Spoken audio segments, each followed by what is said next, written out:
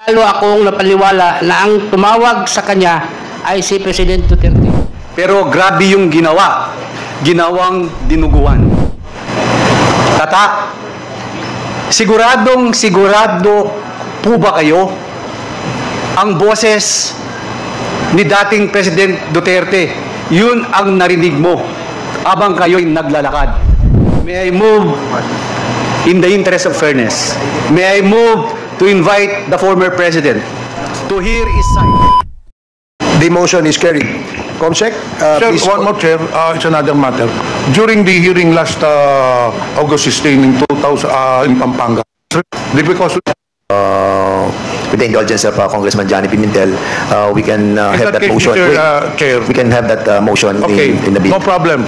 But let me put it in record to the committee secretary that for the next hearing with regards to the testimony of Jimmy Govan, all these 5 or 7 personalities should be indicted in that hearing.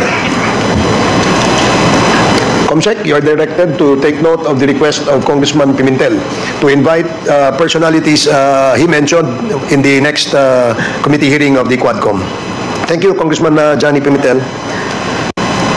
The next in the list to interpolate is our Senior Deputy Speaker, Aurelio Dong Gonzales. You are recognized. Thank you, Mr. Chairman. At sa mga kasama mong chairman sa Quadcom, ang aking tanong po, hindi po ako dating nagtatanong, pero gusto ko lang pong tanungin. Mr. Tan, pwede ba kitang tawagan na tata? Opo, Your Honor. Sa binasa mong salaysay, sa pahina 5, numero 28, 29, 28, 29. 28, 29, 30 po, tata. Habang naglalakad kami papuntang investigation section, tumunog ang cellphone ni Superintendent Padilla. Nakita ko na pinindot ni Superintendent Padilla ang kanyang cellphone. Narinig ko na sinabi nung tumawag kay Superintendent Padilla, "Congrats, Superintendent Padilla. Job well done." Pero grabe yung ginawa, dinuguan. Alam ko na ang kausap ni Superintendent Padilla ay si Presidente Duterte dahil pamilyar ko ang boses niya. Pagkatapos ng tawag, sabi ni Superintendent Padilla sa mga kasamahan niya doon, tumawag si Presidente Duterte, nag-congrats sa akin. Dahil sa sinabing ito ni Superintendent Padilla, kaya lalo akong napaniwala na ang tumawag sa kanya ay si President Duterte. Mr. Chairman, tata, hindi lang po sa buong Pilipinas na naririnig kayo at napapadood, kundi buong mundo sa oras na ito. Uulitin ko po sa iyo, baka po namali tayo ng dinig. Basahin ko po ulit sa inyo. Number 28. Habang naglalakad kami papuntang investigation section, tumunog ang cellphone ni Superintendent Padilla. Nakita ko na pinindot ni Superintendent Padilla ang kanyang cellphone. Nadinig ko na sinabi nung tumawag kay Superintendent Padilla, "Congrats, Superintendent Padilla. Job well done." Pero grabe yung ginawang dinuguan.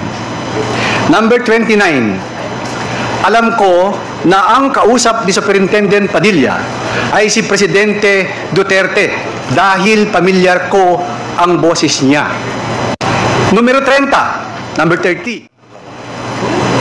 Pagkatapos ng tawag, sabi ni Superintendent Padilla sa mga kasamahan niya doon, tumawag si Presidente, nag-congrats sa akin dahil sa sinabi nito ni Superintendent Padilla, kaya lalo akong napaniwala na ang tumawag sa kanya ay si Presidente Duterte. Tata, sigurado po ba kayo ang boses ni dating President Duterte, yun ang narinig mo habang kayo'y naglalakad? Opo, Your Honor. Mr. Chairman, wala na po akong itatanong kung hindi in this light of this very serious and sensitive development. May I move in the interest of fairness, may I move to invite the former president to hear his side on this matter. I rest my case, Mr. Chairman. Thank you, Senior Deputy Speaker Gonzales. There is a motion to invite the former president to shed light on the issue raised before this committee in the spirit of fairness. Is there any second? Duly seconded, and hearing no objection, the motion is carried. The next to interpolate is our Vice Chair, Congressman Romy Ako. You are recognized. Marami pong salamat, Mr. Chair. Kung titingnan po natin yung mga katanungan ni Honorable Johnny Pimentel at saka ni SDS Gonzales, halos yung statement ni Mr. Leopoldo Untalantan Jr. ay nakumpleto na po yung pagka-clarified dun sa mga kanilang kasagutan sa mga tanong sa kanilang affidavit. Be that as it may, pwede po bang matanong din si Mr. Untalan? But before that, I would like to state na doon sa sinumpaang salaysay ni Fernando Ando, kung titingnan po natin, it supported all the answers given by Mr. Leopoldo Untalantan Jr. sa mga katanungan na ibinigay ng ating mga kasamahan at doon sa kanyang affidavit. Ngayon, pwede po bang malaman, Mr. Tata, sinabi mo doon sa statement mo, sa number 6, tinanggap mo yung alok ni SPO4 Arthur Narsolis dahil sa alam mo o naniniwala ka sa kanyang kapasidad at kakayahan. Pwede po bang malaman ano po yung kapasidad at kakayahan ng isang SPO4 na naka-assign sa CIDG? Ano po bang alam niyo yung kakayahan at kapasidad ni SPO4 Arthur Narsolis at naniniwala po kayo sa kanya? Dahil po sa mga boss niya na si Edelberto Leonardo at si Reyna Garma, na ang pagkakaalam ko ay malakas po sila sa Administrasyon Duterte, sa taas. Ang ibig po niyong sabihin, naniwala po kayo dahil sa lakas nila o kapit nila sa administrasyon? Opo, Your Honor. Pwede po bang malaman kung ano po yung klase ng lakas? Pwede po ba kayo magbigay ng halimbawa o ano na nagsasabi na malakas po si SPO4 o yung boss ni SPO4 Narsolis na sina Colonel Leonardo at saka Colonel Garma, na malakas sila sa administrasyon? Meron po ba kayong may masabi na katibayan po yun? Dahil isa po sila sa pinagkakatiliwaan ni Presidente Duterte sa Davao po na mamuno sa gobyerno. Pakiulit po yun. Isa po sila sa mga opisyal ng Davao na pinagkakatiwalaan ni Presidente Duterte po. Ganon. Okay, marami pong salamat. May also asked, nandito na rin lang po si Director General Katapang. Pwede po bang malaman kung saan nanggaling yung isang alleged Chinese drug lord na inilipat mula sa kanyang kinaroroonan papuntang Davao Peroni?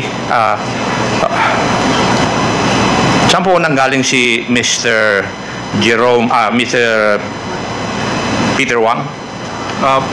Mr. Chair, Your Honor, I am not privy to that transfer since I was not yet the bureau chief at that time. But I will look into the records and find out all the Chinese who have been assigned in different places, and I'll submit the report to you, Mr. Chair, Your Honor.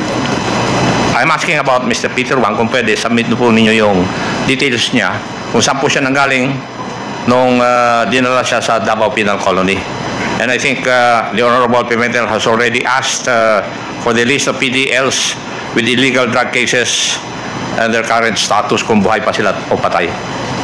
Thank you. Yes, Mr. Chair, I will comply, Mr. Chair.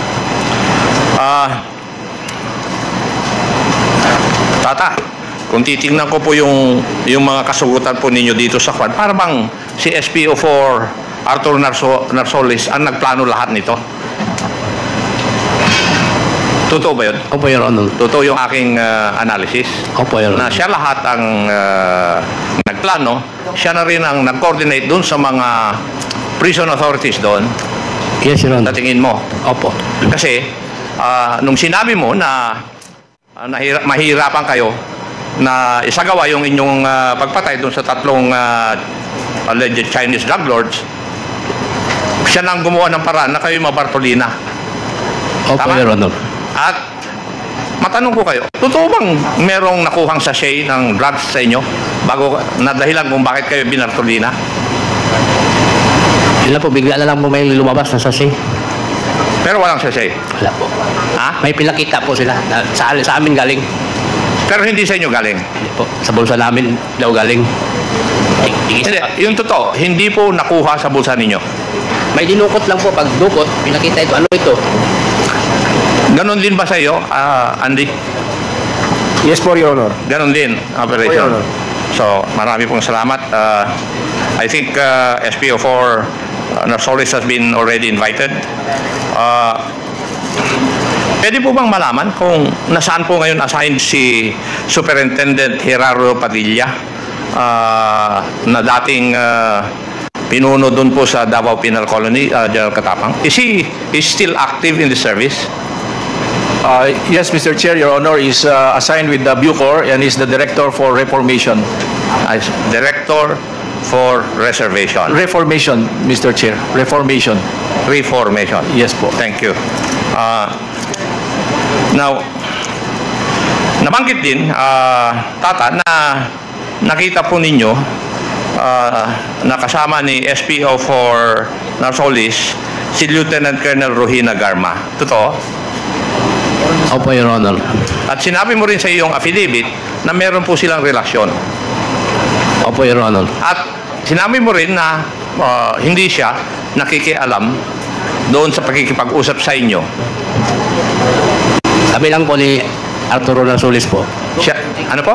Kami lang po nag-uusap ni Arturo. Kayo lang ni... Opo. Kaya nandun si Colonel Garma dahil sila ay boyfriend-girlfriend ni Juan. Silang dalawa.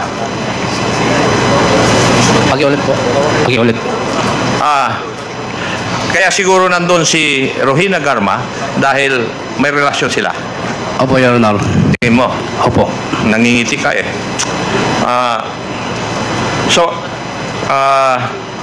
Yung sunod na Juan, yung nagbigay sa inyo ng 2 patalim, sino po yun? Bali yung mayor ng Bartolina po. Sino po nga? Ano po ang pangalan niya? PDL Leo Pinkian po. So siya ang nagbigay ng mga patalim sa inyo. Opo, Your Honor. Ano, kailan po niya binigay? Bago kayo binartolina o nandun na kayo sa loob ng Bartolina? Nandoon lang kami sa loob ng Bartolina po. Anong binigay? 29 at saka yung... Yeah. Parang 29 rin, yun ang sagot ni Andy kanina eh. Opo. Di ba? Opo, Your Honor. Okay. So, Mr. Chair, can we also invite to the next hearing Mr. Leo Pinkihan, who allegedly provided Andy and Tata the instruments used in the commission of the crime? Is Mr. Pinkian also a PDL, Congressman Ako? I think he's also a PDL at the Davao Penal Colony. Okay. There is a motion. Para lang po makorroborate yung mga statements ng ating mga resource persons or witnesses.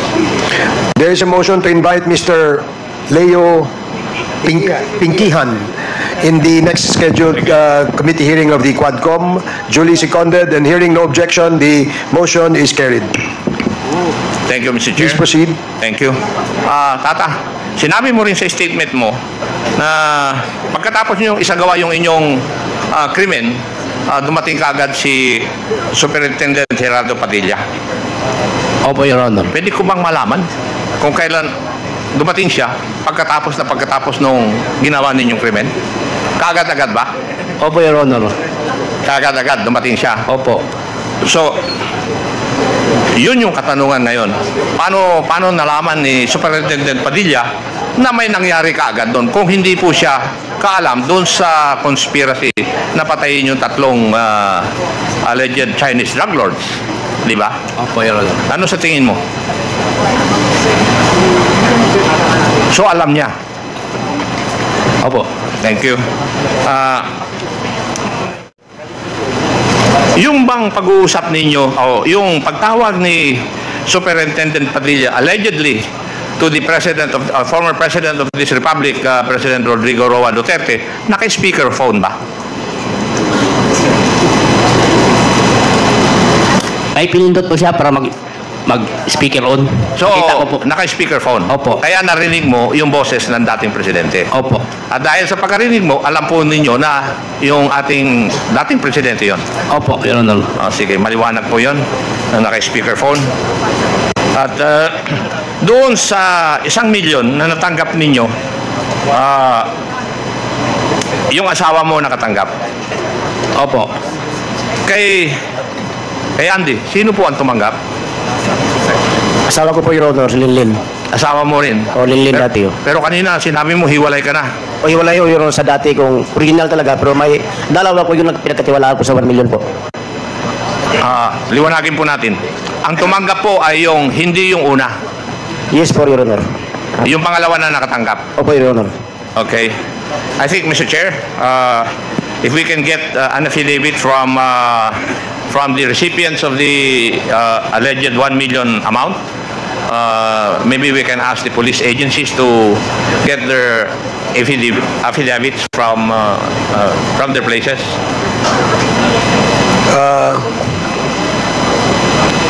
Shall we ask the PNP of Region 11 or... Maybe PIDEA, Mr. Chair. Okay. So, PIDEA, there is a request from Congressman Acop to secure the affidavits of the partners or the wives of our witnesses. Mamaya, pwede bang humingi ng address kung saan sila, nang sa ganun ay makausap at makuhaan sila ng mga affidavit. Hihingi namin sa inyo mamaya. Okay, PIDEA, please take note of that request. Congressman Acop, please proceed. Thank you, Mr. Chair. Tata, yung kaso po nyo ay, ang kinaso po ninyo sa inyo dahil sa insidente na yon ay homicide. Opo, Your Honor. Yun ba ang, sino po ang gumawa ng investigasyon? Bali ang Bucor po. Bucor. Opo. At sila rin ang nag-file ng kaso na homicide. Opo. Okay. At kung titingnan po natin, hindi po dapat homicide ang pag-file ay charge sa inyo, di po ba? Nasentensya na kayo rito? Dahil dito, nasentensya na kayo? Opo. So kung bubuksan uli, baka magkaroon ng double jeopardy. Kasi kung titingnan po natin, plinahan po lahat to eh. Kaya hindi dapat homicide ang charge sa inyo. Kaya lang, homicide, para mas magaan yung kuwan sa inyo at mas madali kayo sigurong ilabas. Na yun ang pinangako ni SP4 na Solis para gawin ninyo yung pinagagawa niya. Tama? Opo. Yes. Mr. Chair, I think from the answers to the questions of the members of this committee, I think, and if we are going to be able to get the corroborative statements of all the witnesses or the persons mentioned in this affidavit, I think we have established that there's a grand conspiracy to commit the crimes of murder insofar as this incident is concerned. Thank you, Mr. Chair. Thank you, Congressman Acop. Next to interpolate is Congressman Bong Teves. Congressman Teves, you're recognized. Mr. Chair, mga kapwa ko mamabatas, magandang hapon po sa inyo lahat. Ang katanungan ko po ay kay Mr. Fernando Magdadaro. Andy, sa tingin mo ba, bakit ikaw ang nilapitan ni Mr. Leopoldo Tan na para sumama sa pagpatay sa 3 Chinese?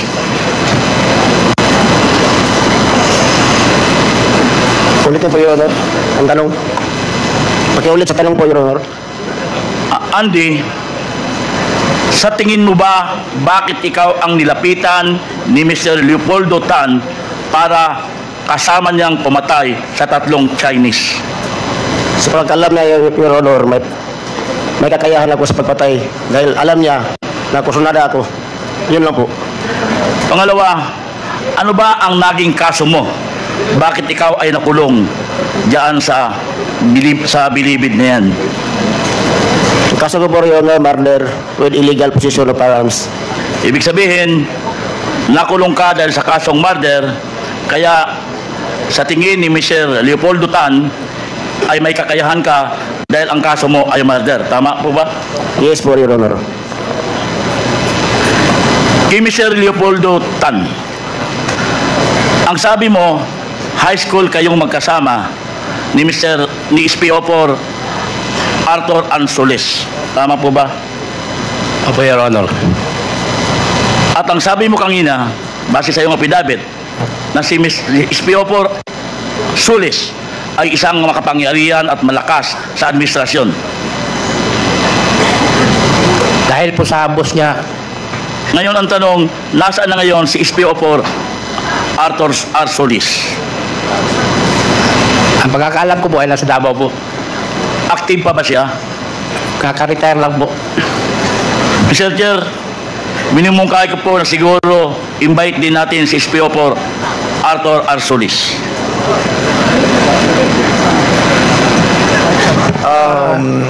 Congressman Tevez, we have already invited through a motion the SPO4 Art Narsolis for your information. Okay, thank you, Mr. Chair. Kay Mr. Leopoldo Tan, ang sabi mo kanina, nung mag-ring ang telepono, Superintendent Padilla, nabosesan mo na ang kausap niya sa telepono ay si former President Duterte. Opo, Your Honor. Gaano ba kalayo ang distansya mo kay Superintendent Padilla? Bali, magkatabi lang po kami. Sa sunod na po kami malakad punta. Ilang metro ba ang layo na distansya mo? Metro ba o Malapit lang po. Mga 2 dangkal lang po kasi papunta kami ng investigation section bago nangyari yun. ibig sabihin, mismong nabosesan mo na ang kausap ni Superintendent Padilla ay si former President Duterte? Opo, Your Honor. That's all po, Mr. Chair. Wala na po akong katanungan. Maraming salamat po. Thank you, Congressman Tevez. I would like to recognize... Ikaw na eh. Ako na pala. Nakikipag-usap ka pa dyan eh. Okay, I'm sorry, Co-Chair. Good afternoon, everybody. Tata and Andy, good afternoon.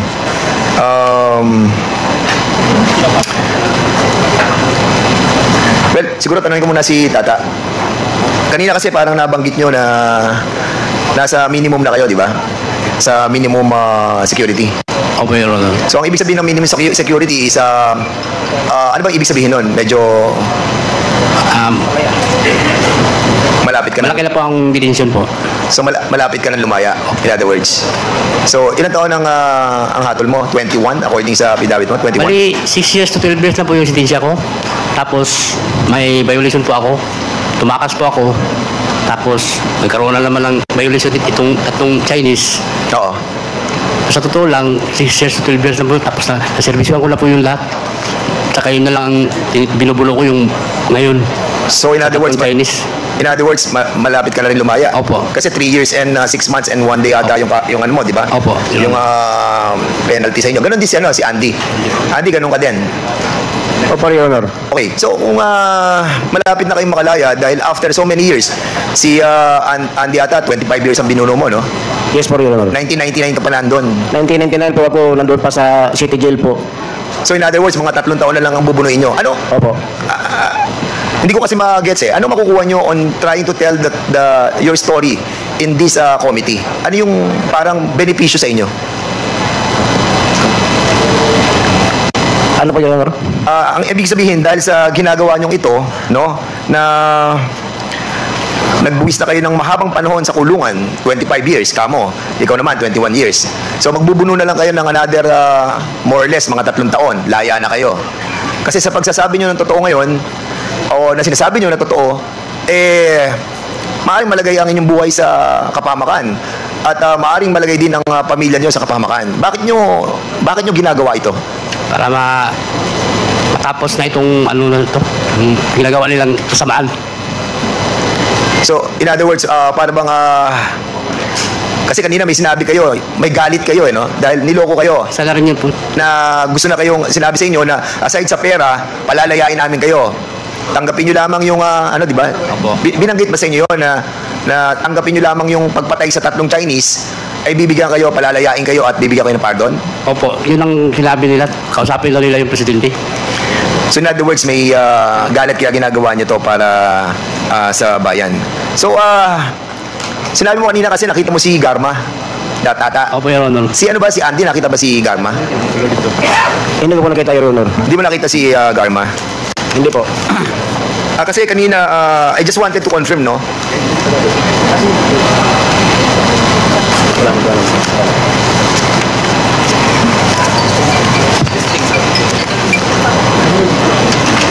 Ito.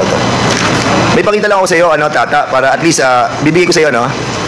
Pakibigay nga kayo,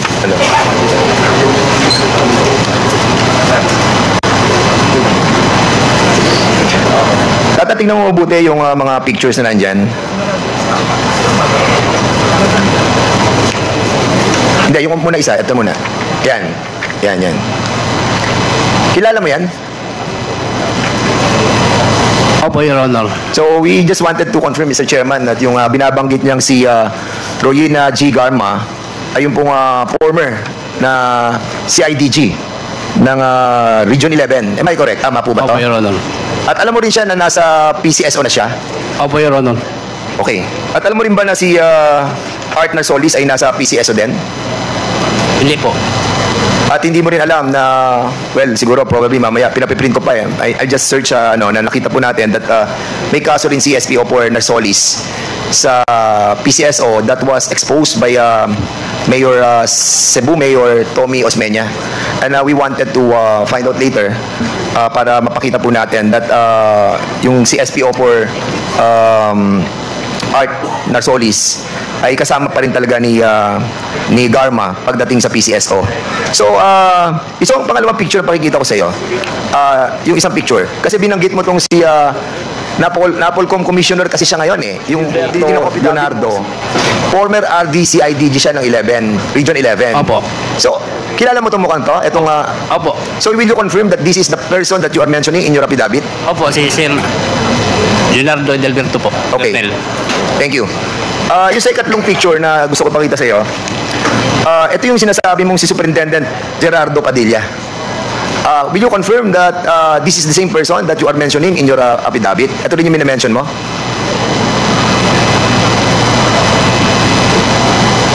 Siya rin ba si Warden or hindi siya to? Hindi to? Hindi. Okay, ayan, sinusubukan lang kita. So, thank you so much for being so truthful. Kasi, alam mo, ang kredibilidad dito ng ating mga witness ay sinusubukan natin. And basically, you pass may observation. So, pakikuha na lang yung ating mga pictures, no? Kasi yung dalawa, tama ka. Pero yung isa, tama ka pa rin. And basically, now, I agree na yung mga sinasabi mo totoo by confirming that kind of test, no? And, siguro, Mr. Chairman, no? Tingin mo ba nagkaroon ng halaga ang buhay mo ngayon? Dahil sa haba ng panahon na nilagay nyo sa kulungan, masasabi ba na ang buhay nyo ngayon nagkaroon ng halaga? Opo, Your Honor. Okay. Sino pumatay kay Jackson Lee? Ako po, Your Honor. Okay. Hindi nyo alam ang pagkakakilala ng taong si Jackson Lee. Hindi mo kilala. Basta alam mo lamang Chinese drug lord siya, pero hindi mo alam that he was also involved in the drug shifting and making shabu. Gumagawa sila ng shabu doon sa floating. O ibig sabihin sa lawa, sa dagat. At na-involve siya doon kay Wen Xiongling. Hindi mo alam yun, no? Opo, Your Honor. Basta ang alam nyo, yung tatlo, binigay sa inyo, tapos kailangan patayin dahil sa pera. Opo, Your Honor, kasi yun ang subject yun. Okay. Yung perang kanina kasi, hindi ko alam kung natanong na to, pero yung tungkol dun sa pera na binigay sa asawa, kanina, if I remember right, kung naalala ko, no? So, hinulog sa bangko. Sino naghulog sa bangko? Yung sa iyo ba o yung sa iyo? Ano yung sa akin, sir? Pinatabi ko muna sa anak ng asawa ko. Okay. Ang pagkakaalam ko, parang diniposit nila sa bangko muna. So, pagkakaalam mo, diniposit muna. Nung anak ng asawa mo. Opo. So, meron ka kayang makakausap mo kaya sila record about the bank account na nang hinulog yung 1 milyon? Mahirapan tayo sir kasi matakutin din yun sir ba? Okay, so thank you so much for that, Tata, no? And siguro, Mr. Chairman, for the meantime, ay natest na po natin yung credibility ni Tata at I'm satisfied. Thank you so much for that. Okay. Thank you, Congressman Fernandez. Let me remind our honorable members na dalawa ho yung ating topics for today. Ito ho, after the first topic, there are 3 more interpellators left, no? And then after the 3